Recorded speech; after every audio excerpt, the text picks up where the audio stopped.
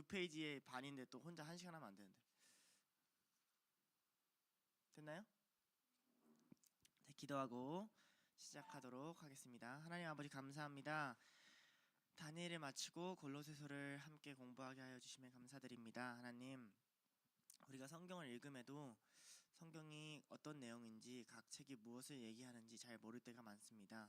특별히 서신서나 선지서들은 더더욱 그런 것 같습니다. 주님, 이 편지를 우리에게 써준 이유가 있을 터인데 우리가 이것을 읽어야 될 때 바라봐야 되는, 기억해야 되는 것들이 있을 터인데 성경 공부를 하는 과정 가운데 그것이 무엇인지 깨닫게 해주시고 바울이 어떤 마음으로 이 편지를 써내려갔는지 우리가 이해할 수 있는 그런 시간 될 수 있도록 허락해 주세요. 감사드리며 예수님의 이름으로 기도드렸습니다. 아멘.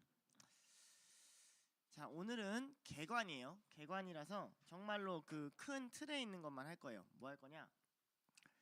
골로새서의 저자가 누군지, 독자는 또 어떤 사람들인지, 그리고 쓴 이유는 뭔지, 저작 이유는 뭔지, 그리고 언제 어디서, 장소와 시기는 언제 썼는지,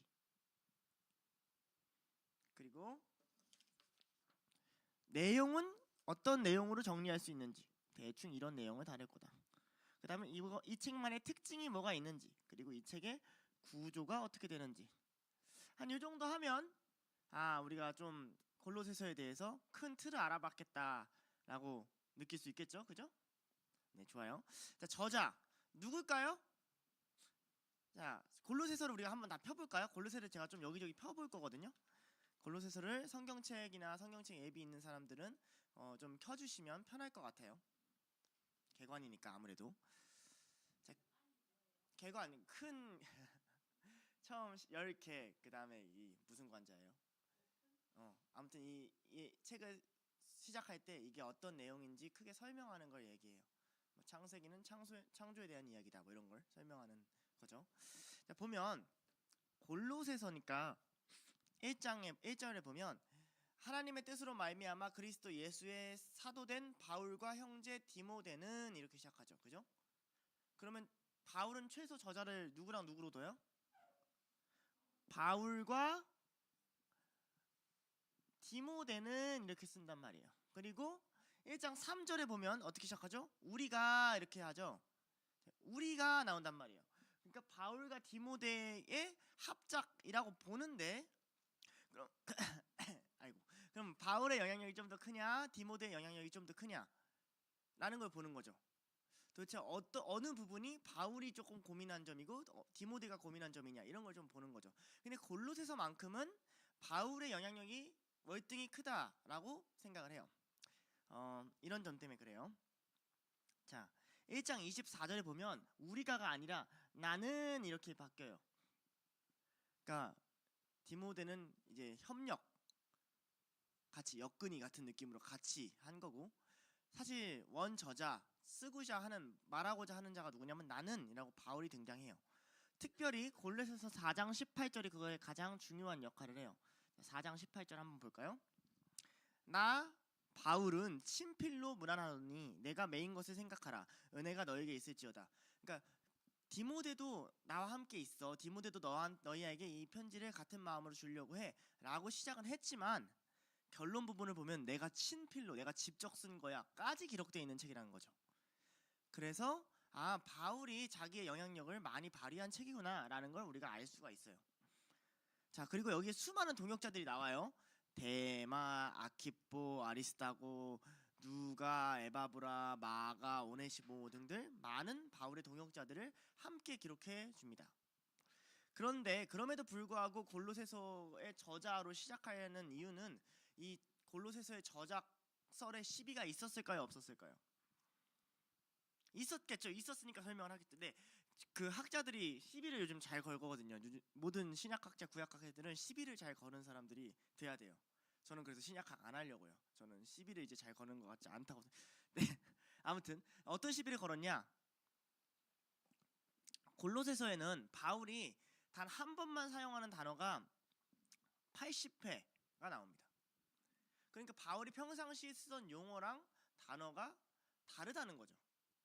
그러면 바울이 쓰지 않았을 가능성도 있지 않느냐라는 제안이었던 거예요. 무려 신약 성서의 전체에서 단 한 번만 등장하는 단어가 37개 나옵니다. 근데 문제는 이런 거죠. 그러면 바울이 쓴 글 자체가 남아있는 기록이 사실 엄청 많지 않잖아요. 한 사람이 글을 쓰기 시작하면 우리가 훨씬 더 많은 양을 쓸 수 있는데에도 불구하고 고작 7개의 확실한 바울의 편지라는 것들만 되고 나머지는 좀 저작권 시비에 붙었단 말이죠. 자, 문체랑 어법이 조금 다르다고 해서 이것을 다른 사람이 쓴 것이라고 볼 수 있겠느냐, 이제 이 싸움을 가는 거예요. 대다수의 학자들은 골로새서는 그래도 바울이 쓰지 않았을까라는 결론을 내려요. 왜냐하면 이 대다수의 새로운 단어들이 골로새 교회에 마주하고 있는 새로운 이단 시비에 쓰이는 단어들이에요. 그러니까 다시 말하면 바울이 원래 익숙하게 쓰던 말이 아니죠. 왜 이 말을 쓰죠? 저 인간들이 그렇게 공격해 오니까 거기에 대한 반박을 하려니까 새로운 단어들을 많이 쓰는 경우가 많았을 것이다 라고 추론을 해요. 그래서 바울이 쓴 것으로 우리는 볼 수 있습니다. 거의 확실하게. 근데 또 하나의 문제는 골로새서가 뒤에서 다룰 거지만 에베소서와 굉장히 많이 겹쳐요, 이야기가. 근데 에베소서의 저작권, 그러니까 에베소서의 저자가 누구지? 라는 점도 시비가 붙거든요. 그러니까 이런 문제에 있어서 사실 에베소서는 골로새서보다 조금 더 취약해요. 왜냐면 골로새서는 나 바울이 친필로 썼다 막 이런 말이 있는데 에베소서는 그거에 조금 약한 부분이 있거든요. 그래서 거기랑 같이 연결해서 공격을 받는 부분이 있지만 아무튼 골로새서는 적어도 바울이 썼다고 거의 한 90% 이상 확신할 수 있습니다. 다른 말로 하면 반박의 여지가 엄청 적다는 거죠. 그래서 우리는 바울을 저자로 상정할 겁니다. 왜냐하면 단지 새로운 단어를 썼다는 이유만으로 바울이 저자가 아니라고 하기엔 너무 성경 내적 근거들이 명확하기 때문이에요. 자, 독자니까 어디에 있는 사람들을 말할까요? 무슨 서니까? 골로새서니까 골로새 지역에 있는 사람들을 말하겠죠? 네, 근데 조금 아니에요. 왜냐면 이게 지금 그리스 땅을 보면 여기 삼지장 꼬랑지가 있고 뭐 대충 뭐 이렇게 생겼잖아요. 그리스 어떻게 생긴지 모르죠? 네, 그래요. 자, 아무튼 여기에 우리가 아는 도시인 에베소가 있단 말이에요. 에베소. 저쪽에 여기 로마 있고. 우리 성지순례 갔다 온 분은 머릿속에서 지도가 안 그려지시죠? 그래요. 자, 골로새는 어디에 있는 동네냐? 자, 이쪽 에베소에서 200km 정도 동쪽으로 가다 보면 거대한 언덕이 하나 있습니다. 거대한 언덕이 있어요. 언덕. 이 언덕에 도시 3개가 끼고 있어요. 이 도시들이 다 성경 안에서 중요한 도시입니다. 이 도시 중에 이 남쪽 좌측에 있는 도시를 우리가 골로새라고 부릅니다. 이쪽은 뭐냐? 이쪽은 우리가 잘 아는 1차 전도 여행 지역. 그러니까 적어놨는데 뭐 루스드라, 버가 이런 데가 여기 있어요.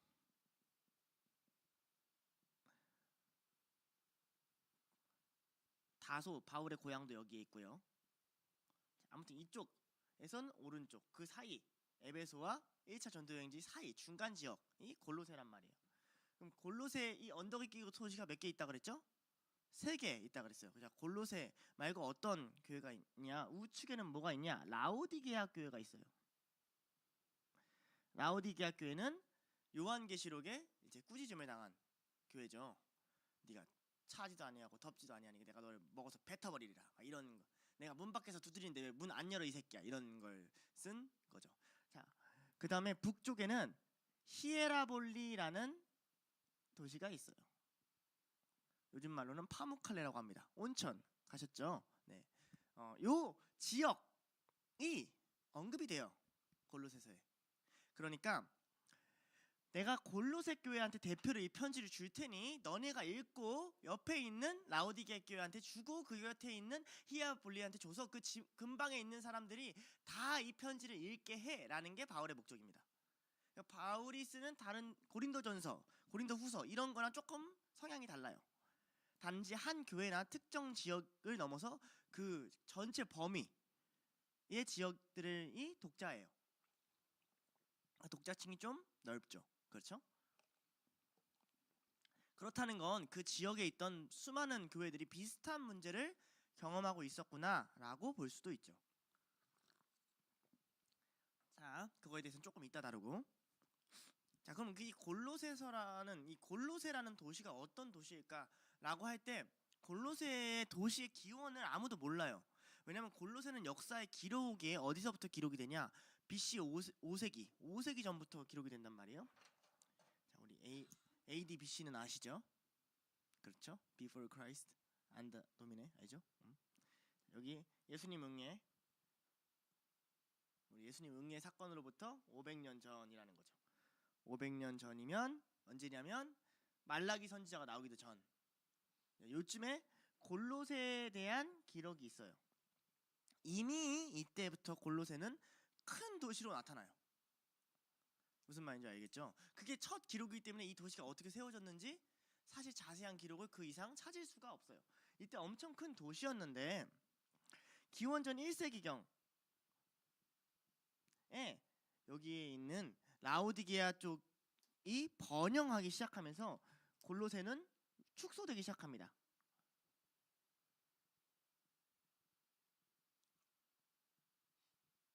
그리고 AD 61년에서 64년 사이쯤에 어떤 일이 있냐? 라오디게아, 파무칼레, 골로새 이 전체 지방에 거대한 지진이 일어나요.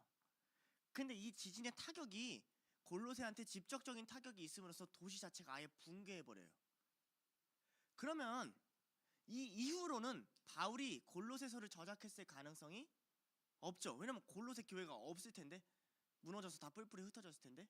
자, 이제 골로새라는 도시는 이런 역사를 갖고 있다는 거죠. 그러나 적어도 바울이 골로새 교회한테 이걸 보냈다는 것은 그 교회들 중에 가장 범위가 크거나 활동이 있거나 또는 문제가 가장 심각하게 타격을 받고 있는 교회가 적어도 이 편지의 대표격으로 쓰일 수 있는 교회가 어디예요? 골로새 교회였다라는 걸 알 수 있어요. 골로새 지방은 보면 알겠지만 이 동쪽에서 오는 것과 터키 지방에서 이 그리스 지방을 연결하는 이 길목에 있단 말이죠. 그러니까 무역로로서 엄청 활발하게 왕성했던 도시였을 거라고 봅니다. 자, 이 골로새 교회 안에는 어떤 성도들이 있었을까 우리가 추론해 볼 수가 있어요. 골로새의 대다수의 인구수는 이방인들입니다. 그러면은 이방인들이 그 교회 안에 있었을까라고 우리가 물어볼 수 있잖아요. 그죠? 있었을까요? 아니면 유대인들이 많이 교회에 들어와 있었을까요? 우리한테 별로 안 중요하죠. 그쵸? 이런 거예요. 둘로스를 했는데 둘로스에 자녀들이 더 많이 있었을까요? 아니면 외부에서 들어온 사람이 더 많이 있었을까요? 교회를 세웠는데 세신자가 더 많이 있었을까요? 아니면 유대인, 이게 왜 중요하냐면요, 둘은 완전히 문화가 달라요. 맨날 제사 드리고 율법 지키던 사람들이 그리스도를 믿는 것과, 근데 구약은 잘 알아. 그리고 구약 하나도 모르고 맨날 철학하고 우상 숭배하던 사람들이 그리스도를 믿는 거는 완전 생활 양식이 다르단 말이에요. 기본적으로 이방인들이 있었다라는 증거가 있습니다. 자, 골로새서 1장 27절이에요. 하나님이 그들로 하여금 이 비밀의 영광이 어디서? 1장 27절. 이방인. 자, 그러니까 이방인 성도가 있었어요, 없었어요? 있었어요. 자, 그럼 유대인 성도도 있었을까요, 없었을까요? 어떻게 알아요? 안 찾아보고? 몰라요. 그죠? 찾아봐야죠. 자, 어디 있냐? 4장 11절입니다. 4장 11절에 유스도라 하는 예수도 너희에게 무난하니라. 예수는 여호수아 이름이에요. 그들은 할레파이나, 자, 할례를 받는 사람, 할레파 누구죠? 유대인들이에요. 그들은 할레파이나 하면서 유대인들이 있었다는 증거가 있습니다. 그러니까 이 교회는 유대인들 성도도 있고 이방인들 성도도 있었어요. 자, 근데 우리 신약학자들 뭘 잘 거는 사람들이라고요? 시비를 잘 거는 사람들이죠. 진짜 유대인들이 있었냐? 이제 조사가 들어가기 시작했어요. 보니까 요세푸스와 키게로라는 사람이 두 사람이 기록을 해놨어요. 요세푸스는 어떤 기록을 했느냐? 당시에 2,000명 가량 정도, 이 과거에 있던 사람인데 2,000명 가량 정도의 유대인이 골로새에 있었다라는 기록이 있고요. 그럼 키게로는 뭘 해놨냐? 성전에 들어오는 세금 목록을 해놨는데 거기에 어떤 지역이 있어요? 골로새 지역이 있어요. 그러면 성전은 누가 제사 드리고 누가 세금을 내요? 유대인이 내잖아요. 그 세금 목록으로 추산해 보면 골로새 도시와 인근 지역에 약 7,500명 정도의 사람이 살지 않았을까? 유대인만. 이렇게 추론을 합니다. 그럼 반대로 이번에 헬라인의 입장에서 볼게요. 어떤 헬라인들이 살았을까? 자, 아테네가 아니죠. 아테네 하면 어떤 신을 섬기죠? 아테나 신을 섬겨요. 그죠? 물론 제우스 신전도 있고 다른 신전도 있었지만 수호신으로 아테나 신전을 섬겼단 말이에요. 에베소 누구죠? 신학생들? 에베소의 여신? 그렇죠. 아르테미스, 아데미요. 아, 역시 공부를 열심히 했어요. 아르테미스를 섬겼단 말이에요. 그럼 골로새는 어땠을까? 골로새는 주요한 신전이 없어요. 왜? 무용로니까. 그럼 어떤 증거가 발견되냐? 에베소의 아르테미스를 섬겼던 사람들도 있고 제우스 및 12 우상들이 다 나오고 더 나아가서 이집트에 있던 아시스와 오시리스까지 우상 숭배를 했던 기록들이 있어요. 그러니까 우상 숭배 온거지였다. 이 두 개념을 같이 알고 있어야 됩니다. 유대인들이 와서 성전에 세금을 낼 만큼 열심히 있던 사람들이 있었다. 수많은 우상들이 오가면서 수많은 종교 혼합이 익숙한 사람들이었다. 왜? 이걸 모르면 나중에 골로새서를 이해를 못해요. 골로새서는 종교 혼합의 시도에 바울이 맞서 싸우는 이야기거든요. 골로새서는 여러 종교를 혼합하는 걸 익숙해해요. 그러니까 이런 거죠. 야, 기독교를 새로 받아들였는데 우리 지역은 원래부터 불교랑 도교랑 힌두교랑 이슬람교를 섞어서 믿는 민족이야. 그러니까 따로따로 믿는 것도 아니야. 섞어서 믿는 민족이었어. 우리는 절이 깎고 들어가서 절이 목탁 치면서 메카에서 절하면서 힌두인을 따라가면서 아수라 무용을 하는데 예수가 왔었으니까 우리 십자가도 그리고 성호도 그리자 라는 게 익숙한 지역이라고요. 무슨 말인지 알겠죠? 자, 그런 지역에 이제 신학적 논쟁이 벌어지기 시작하면서 그들의 토착 종교와 혼합 종교를 배척하는 싸움 과정에서 적힌 게 골로새서입니다. 그래서 저작 이유에 대해서 제가 가져왔어요. 저작 이유는 아주 간단하게는 뭐냐면 당시에 이단의 영향력이 교회를 행사했고 그 이단으로부터 교회를 지키기 위해서 골로새서를 쓴 겁니다. 이해가 됐죠? 그들은 새로운 철학이라는 어떤 철학을 가져왔고요. 이 철학이 바울이 듣기에 굉장히 위험한 철학이었고 그 주변에 있는 교회들도 그 철학의 위험에 넘어가기 시작하자 그것이 틀렸고 너희들이 믿는 그리스도가 무엇인지 바로 정정하기 위해서 바울이 기록한 책이에요. 그러니까 우리가 세상에 들어가서 특히 이 시대에 수많은 이단들이 있는데 우리가 예수님을 타협한단 말이죠. 왜냐면 우리는 혼합 종교가 돼야 편해요. 세상이 수용하기 좋은 그리스도가 돼야 굉장히 편해요. 우리는 예를 들면 이런 거죠.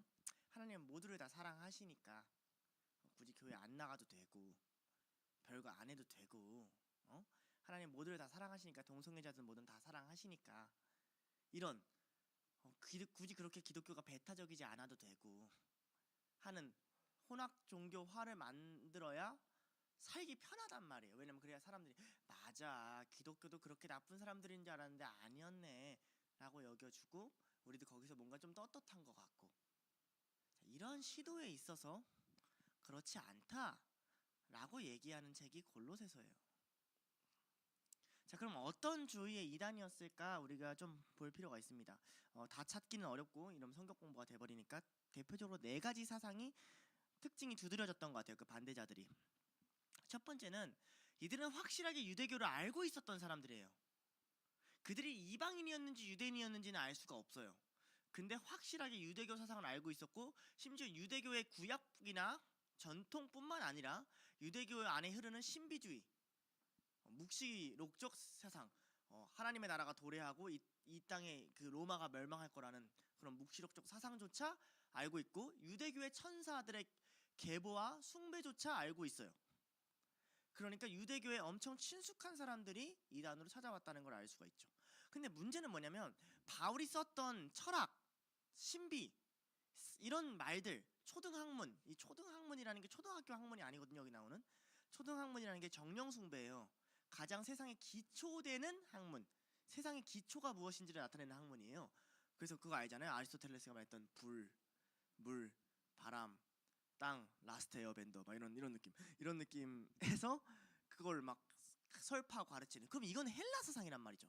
헬라 사상 중에서도 이원론, 그러니까 신과 땅이 육이 분리되어 있다는 이원론을 믿는 사상 쪽에서 나오는 단어들을 바울이 쓴단 말이죠. 그게 아니라고. 그게 이제 어려운 거예요. 학자들이. 이 사람들은 뭘까? 하나 확실한 것은 유대교의 사상의 관행을 무기로 사용했다는 것. 두 번째로 확실한 것은 이 사람들이 헬레니즘 이원론의 기원하여 이 이야기를 하고 있다는 것. 그리고 2장 4절 같은 데 보면 너희를 교묘한 말로 너희를 속이지 못하게 하려 함이라 라고 나오죠. 이 교묘한 말이 막 이렇잖아 이런 교묘하게 막 꼬시는 말이 아니라 헬라적 수사학을 말해요. 헬라는 말하는 법. 우리 다 여기 설교의 실제라고 우리 설교 해보는 학문을 배우거든요. 헬라적 수사학을 배워요. 내용 안 중요해요. 설교 얼마나 잘하냐 안 중요해요. 톤이 어떠냐, 손을 어떻게 쓰냐, 말투가 어떠냐, 이 구조의 논리를 어떻게 짜야 되냐 이런 것만 배우는 수업이 있거든요. 그게 수사학이에요. 교묘한 말을 배우는 학문이죠. 그걸 했다는 얘기예요. 그러니까 이 사람들은 헬라 문화에도 정통한 사람들이고 유대 문화에도 정통한 사람들이에요. 적어도 이 이단들은 단순 무식한 무당이나 신비주의가 아니라 어떤 학문적이고 논리적인 싸움을 걸어왔던 사람들이라는 거죠. 그러니까 어려운 거죠. 이 세상의 과학과 이 세상의 사고와 대학생들이 혹할 만한 논리적으로 기독교를 공격해오는 사람들 앞에서 바울은 어떤 변증을 해갔는가를 보는 책이 골로새서라는 말이에요. 특히 아까 말했던 이 세상의 초등학문, 천사 숭배나 정령 숭배 같은 신비주의 문화도 이 사람들이 갖고 있습니다. 그래서 영지주의적 관행도 있어요. 참 웃긴 사람들이죠. 유대교도 잘 알고 헬라교도 잘 알고 그리스도교랑도 대화할 줄 알면서 신비주의도 있는, 그러니까 어떤 사람들이라 생각하면 돼요? 그 혼합주의, 수많은 종교들을 탐구하고 공부하면서 딱 말만 들어보면 엄청 똑똑한 사람들 같은 거예요. 얘기해보면 이슬람도 잘 알고 불교도 잘 알고 철학도 잘 알고 과학도 잘 알고 심리도 잘 알고 정신과도 잘 아는 사람들인 거죠. 그러니까 이렇게 쫄려요 안 쫄려요? 엄청 쫄리는 거예요. 골로새 사람들이 혹하죠. 그거는 정신적으로 그게 아니라 무의식의 영역에서 있으면 그거는 심리학적으로 그거는 과학적으로 그런 게 아니라 그 비슷한 사상이 불교에도 있는데 그 비슷한 사상이 힌두교에도 있죠. 막 이러면서 쭉 얘기를 해 나가는 거죠. 그러니까 올바른 신을 믿는다는 건 이런 겁니다. 그러니까 올바른 세상의 기초는 이것입니다 라고 설파했던 사람들이라는 거죠. 마지막으로 그리고 그들은 어떤 걸 강요했냐면 금욕주의를 강요했어요. 이런 걸 먹지 마라, 이런 걸 하지 마라 라는 수많은 금욕주의를 강조했어요. 그게 온전한 신을 찾는 길이다 하면서 바울이 이걸 듣자 두려운 거죠. 문제가 생겼네 교회에 라는 걸 깨달은 거죠. 자, 요런 거를 싸워내기 위해서 쓴 책이 골로새서입니다. 느낌이 좀 오시죠? 자, 장소와 시기. 골로새서는 뭘로 유명하냐면 옥중서신으로 유명해요. 옥중서신이면 어디서 썼어요? 감옥에서 썼죠. 근데 문제는 어디 감옥이냐는 거예요. 바울이 감옥에서 갇혔다라고 확신할 수 있는 세 가지 지역이 있어요. 바울의 일생에서 첫 번째는 로마입니다. 로마 감옥에서 살다가 마지막에 죽음을 당했죠. 전도여행 마지막 끝에 나오죠. 사도행전. 물론 가택연금도 하고 로마 감옥에 진짜 갇히기도 했어요. 두 번째는 가이사랴예요. 이것도 사도행전에 나오죠.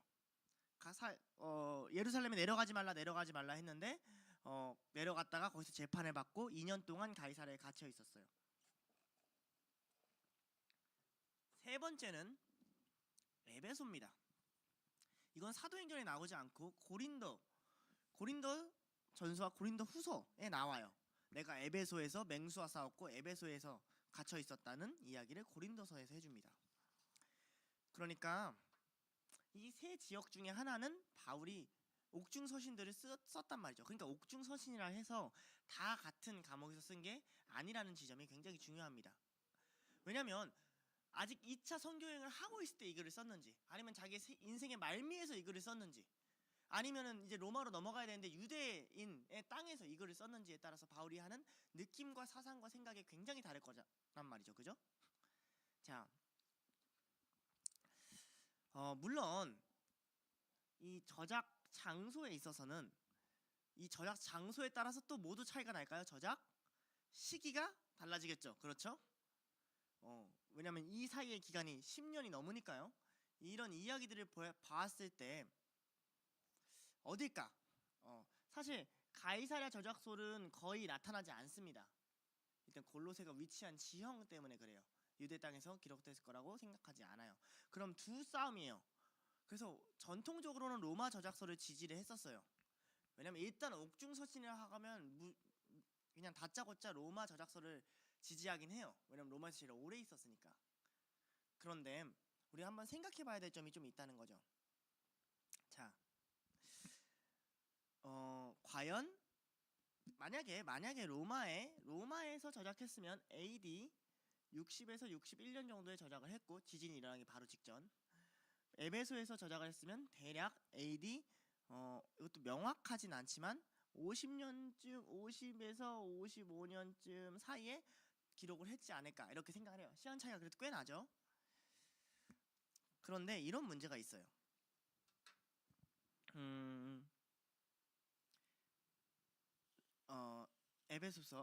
골로새서 4장 여기 보면 잠시만요. 그렇죠. 4장 9절에 보면 신실하고 사랑받는 형제 누구요? 오네시모가 나와요. 오네시모 어디에 나오는 사람이죠? 강석훈 씨? 혹은 신동석 씨?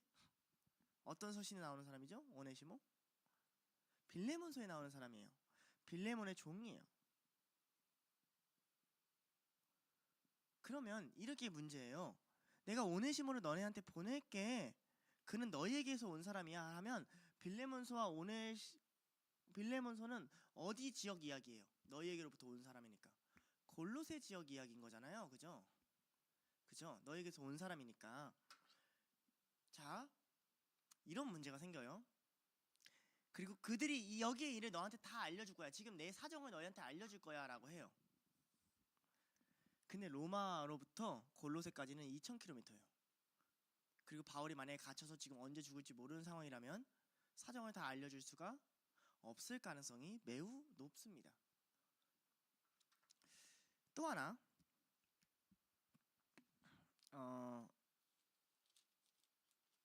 여기에 보면 편지에 기록된 여러 동역자들 역시 로마 지역에 있는 사람들이기보다 터키나 그리스 지역에 있는 사람들이 굉장히 많이 나오는데, 자 여기 어떤 사람이 나오냐?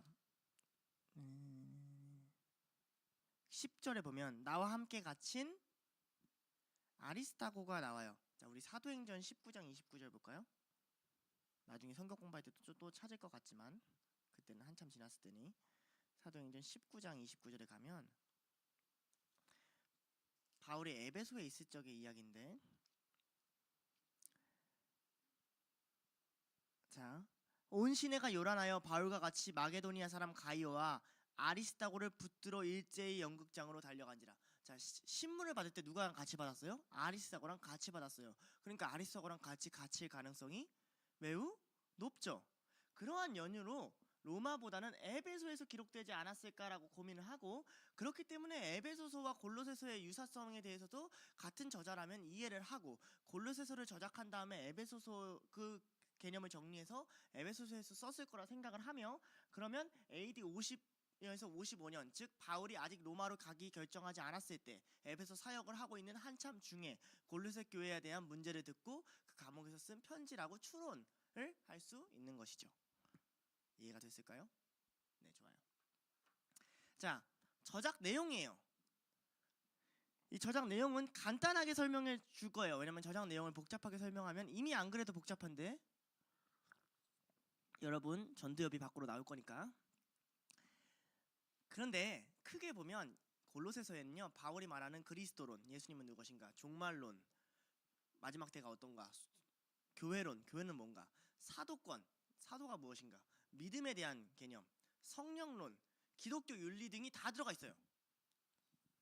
다시 해줘요. 그리스도론, 종말론, 교회론, 사도권, 믿음, 성령론, 기독교 윤리 등이 다 들어가 있어요. 다시 해줘요. 그리스도론, 종말론, 교회론, 사도권, 믿음, 성령론, 기독교 윤리 등이 다 들어가 있어요. 어마무시하게 다양한 내용을 다루는 짧은 서신인 거죠. 그러나 거기에 나오는 내용을 5가지 정도 핵심 내용으로 뽑아봤어요. 자, 이건 지울게요. 뭐냐? 첫째, 그리스도 중심의 구원론입니다. 그리스도 중심의 구원론. 이게 무슨 말이냐? 우리가 잘 아는 내용이에요. 구원은 오직 누구를 통해서만? 그리스도 예수를 통해서만. 이해됐죠? 다른 구원 없다. 오직 그를 통해서만 구원이 이른다는 내용이 핵심 내용이에요. 두 번째, 우주적 그리스도론이라고 합니다. 예수님이 고작 내 마음 하나 바꾸려고 온 심리학적 분이 아니고 이 온 우주 만물을 다스리기 위해서 오신 분이다. 니네가 믿는 그런 미신 따위가 아니라 라고 예수님의 범위를 우주로 확장시키는 우주적 통치를 얘기하는 우주적 그리스도론을 얘기해요. 세 번째, 그리스도와 교회의 일치를 얘기해요. 근데 그 우주적 그리스도가 누구랑 한 몸이 되셨어요?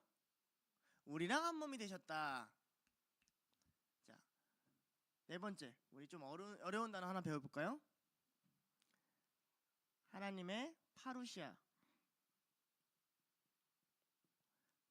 그리고 미래적 구원. 자, 구원을 설명할 때 파루시아가 뭐냐면요, 재림이에요. 재림이나 마지막 때를 얘기하는 걸 헬라어로 파루시아라 그래요. 자, 미래적 구원이란 말은 이런 거예요. 자, 구원을 설명할 때 3가지 단계가 있잖아요. 예수님이 우리를 위해 십자가를 지셔서 우리가 구원의 문이 열렸어 라고 설명할 수도 있죠. 그죠? 틀린 말 아니죠. 그거는 뭐예요?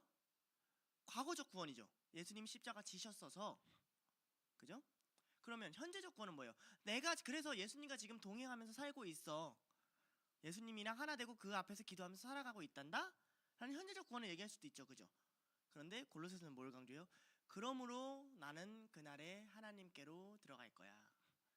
라는 미래적 구원의 강조점이 좀 많이 찍혀 있어요. 이게 종말론에 관한 부분이죠. 그 다음에 이 미래적 구원에 의한 부활을 입은 삶의 모습.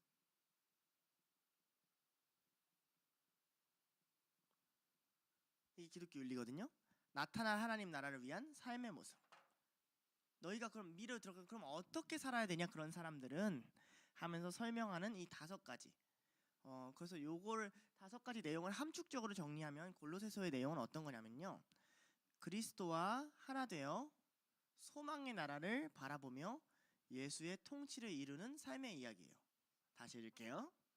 그리스도와 하나 되어 소망의 나라를 바라보며 예수의 통치를 이루는 삶의 이야기예요.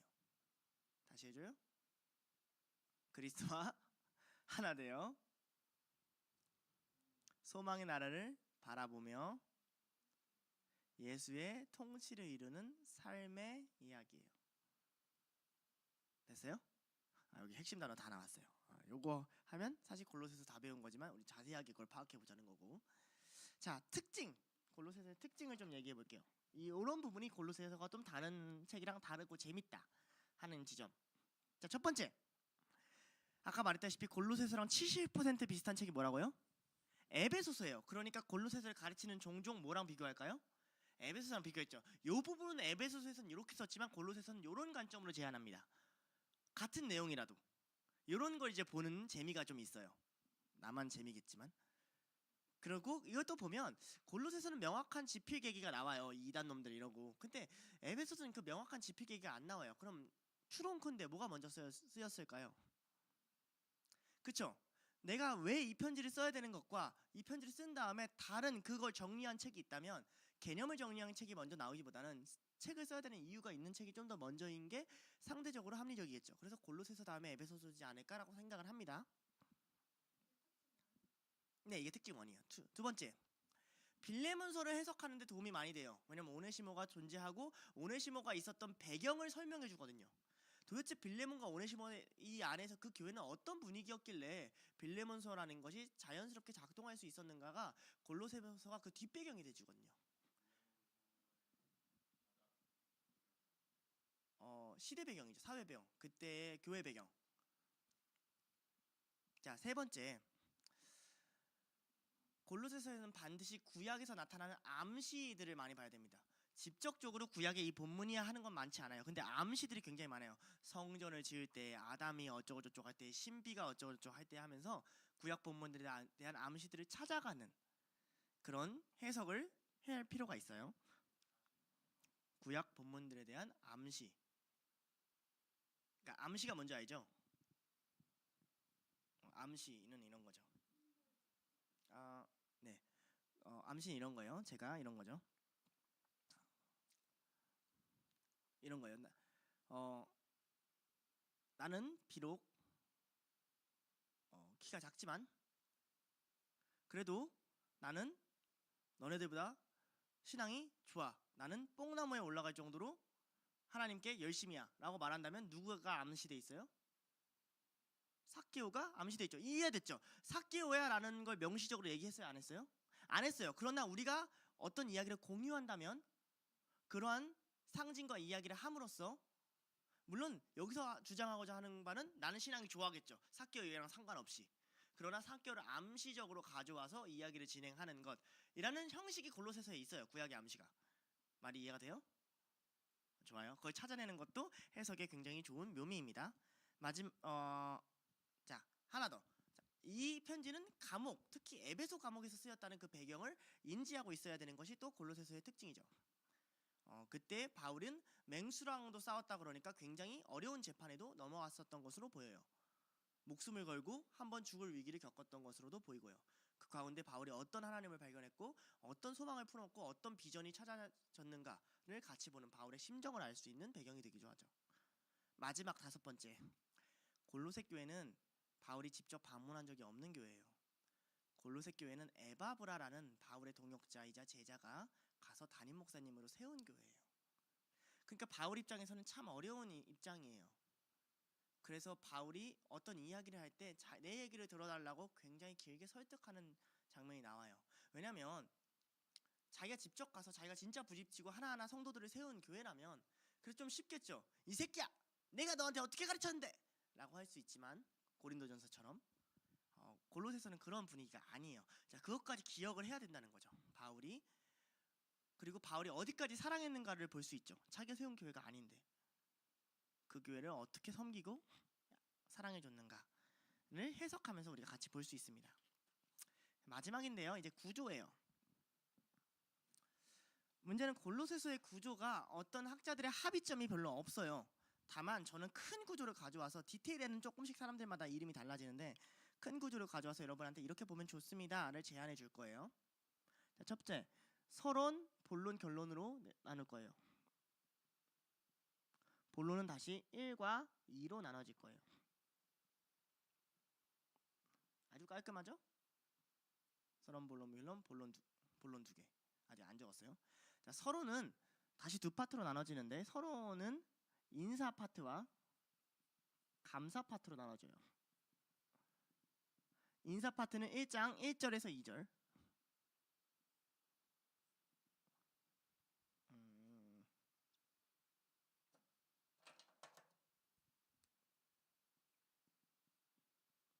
그 다음에 감사 파트는 3절에서 14절입니다. 그러니까 1절에서 14절이 서론이 되겠지요. 됐나요? 안 보이나요? 됐죠? 자, 본론을 들어가기 전에 본론의 전제가 되는 찬양시가 하나 나와요. 이게 되게 어려워요. 바울이 자기 서신에 쓱 껴놓는 찬양시들이 있거든요. 빌립보서 2장의 찬양시, 그다음에 골로새서 1장의 찬양시. 이 찬양시가 굉장히 신학적으로 훌륭합니다. 15절에서 23절까지 나와요. 그리고 두 가지 주제를 가지고 풀어갑니다. 이 찬양시는 대전제 같은 거예요. 바울이 노래를 잘했는지 못했는지 모르겠어요. 아무튼 찬양시를 썼던 건 확실하고 그게 교회에서 불려졌을 것으로 추론을 해요. 바울이 노래를 잘했다면 그것도 나름 흥미로운. 자, 첫 번째는 참과 거짓의 논증입니다. 참 거짓 논쟁이에요. 논증이에요. 논증. 참 거짓 논증은 1장 24절부터 2장 23절까지입니다. 이 참 거짓 논증도 다시 두 파트로 나눠지는데요. 참 파트와 거짓 파트로 나눠집니다. 참사도 논증이라고 해서 내가 진짜야, 내가 진짜 맞아 라고 얘기하는 참사도, 내가 참 사도야 라고 얘기하는 1장 24절부터 2장 5절까지의 이야기가 있고요. 그 다음에 내가 진짜 맞아 하면 뭐예요? 쟤네 틀려, 그죠? 거짓 교사 논쟁이에요. 거짓 교사 논증이 2장 6절부터 2장 23절까지 있습니다. 됐죠? 자, 이렇게 가지고 나는 맞고 넌 쟤는 틀려. 그런 설명해 놓고 이제 부활의 삶을 얘기해요. 부활의 삶, 소망의 삶 또는 소망의 삶. 자, 이게 어디냐? 3장 1절부터 4장 6절까지입니다. 3장 1절부터 4장 6절까지. 자, 여기도 다시 두 파트로 나눠지는데 부활의 삶에 대한 개요가 있어요. 부활의 삶에 대한 개요. 부활의 삶은 이런 것이다. 부활의 삶을 살아라. 그 다음에 부활의 삶에 대한 적용이 있습니다. 개요는 3장 1절부터 4절까지, 적용은 5절부터 4장 6절까지 이렇게 됩니다. 그리고 결론 역시 결론은 나머지니까 4장 7절부터 끝까지 18절까지 되겠죠. 결론도 세 파트가 있어요. 아하, 참 파트가 많죠. 자, 첫 번째는 파송. 너네한테 내가 얘네 사람들을 보내줄게 하는 파송. 4장 7절에서 9절입니다. 그 다음에 인사. 얘도 인사하고 쟤도 인사하고 너한테 얘도 인사하고 쟤도 인사할 거야 라고 하는 10절부터 17절까지 이야기고요. 마지막은 추신이에요. 추신. PS. 무슨 말인지 알죠? 내가 이걸 너네한테 친필로 쓴다. 이렇게 해서 크게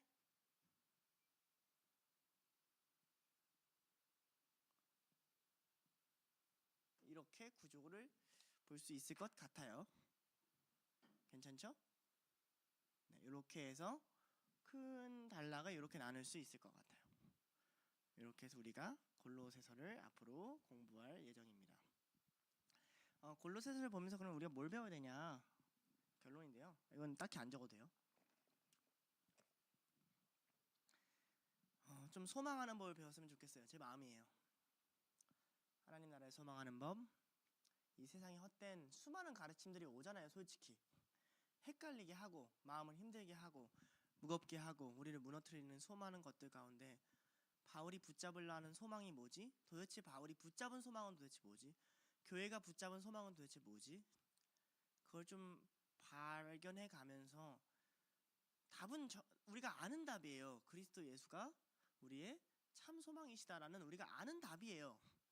그러나 그걸 공부해 나가면서 그게 우리 마음 가운데 무슨 의미인지 깨달아지는 그런 은혜가 있기를 소망합니다. 기도하고 마치도록 하겠습니다. 기도하겠습니다. 하나님 아버지 감사합니다. 우리는 세상 가운데 참 많이 휘둘립니다. 열심히 살아보려고 하고 믿음을 지키려고 하고 해도 다니엘과 같이 살지 못하고 두려움 가운데 사는 우리들이기도 합니다. 소망을 많이 잃어버리고 하루하루를 살아가는 것 같습니다. 어쩌면 소망이 무엇인지 잘 모르는 것도 같습니다. 주님, 골로새서를 배우면서 바울이 그들과 논증하고 싸우는 그 모든 시간을 지나면서 정말로 바울이 붙잡았던 소망, 정말로 교회가 붙잡아야 되는 소망, 우리 안에 우리를 살아가게 하는 이 세상을 다스리시는 예수님이 어떤 분인지 깨닫게 하시고 세상의 헛된 학문들에 빠져넘어가지 않게 하시고 오직 예수님의 믿음으로 구원에 이르는 우리 모두가 될 수 있도록 우리를 인도하여 주시옵소서.